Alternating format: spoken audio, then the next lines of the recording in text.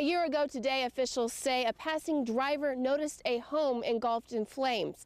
Once inside, firefighters beat down the blaze, only to find the bodies of 4 people.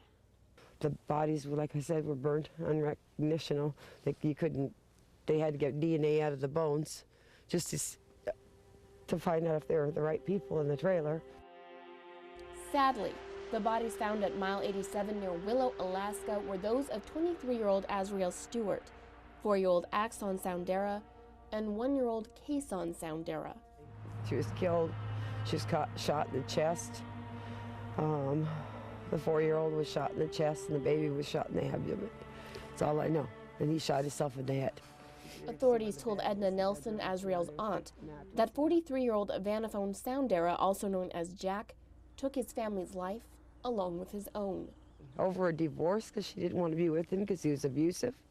I mean, that's wrong for anybody. I don't care who it is. Walking around the crime scene in the chilly air, one gets the eerie feeling this tragedy just happened yesterday. For Stephen Stewart, Azriel's father, it did. Yeah, after about an hour up there on location, I'd start breaking down. For the past year, Stephen has struggled with the horrific reality of the loss of his daughter and grandchildren. I wound up hospital, in the hospital there and everything, major depression and everything, and was hurting and just major pain. He felt like he lost everything. I mean, he felt like actually taking himself out. But through the pain, Azriel's family finds a little comfort in precious memories. I had Deanna. What do you think of the new baby? She was so proud. Stephen remembers his granddaughter as they chopped wood for the long winter ahead.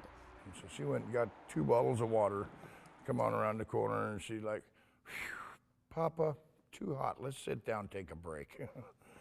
That was my girl, special. What makes losing those special girls even more difficult for Stephen is unknown at the time. Vanaphone had done something like this before to his previous common-law wife. He had beat her with speaker wire, cut her, threatened to cut her, pour salt on the wound, and put a gun in her mouth in the presence of the kids. And you only do 3.5 years, for something violent like that. Who's going to reoffend? If we had a crystal ball and could have looked at it in this case,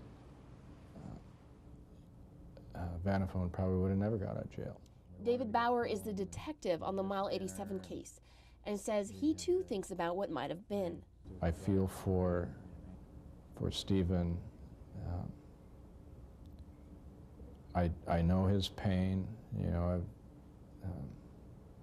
I don't feel the pain. Certainly, I don't feel the pain he does in this particular instance. But I share his frustration.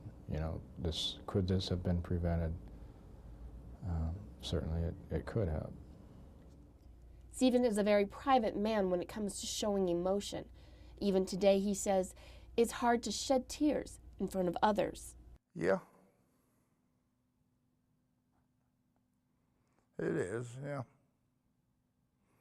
But I still, even by myself, I get emotional or something there, and I can go on ahead and call, like, say, my friend. Through prayer and persistence, Stephen tries to cope. But, I don't know. It is pretty tough. But through the darkness comes a glimmer of light. He's working on the slope again. He's got his life back. Got me going again, kind of keep my mind so-so, I mean, it's always on my mind. It'll never walk away. For those who are left behind, their love for each other remains steadfast. I don't think that there's enough flowers in this whole world that could say how much I love him. I love him with all my heart. For Stephen, from the cold ashes of his worst nightmare comes the reminder for family to stick together through life's most turbulent times. Mom and Dad's always taught me that there, and that's where I like that. The word family stands for father and mother, I love you. Stephen is still trying to put the pieces of life back together, even though a huge part of it will always be missing. Reporting from Willow, I'm Natalie Travis, your Alaska Link.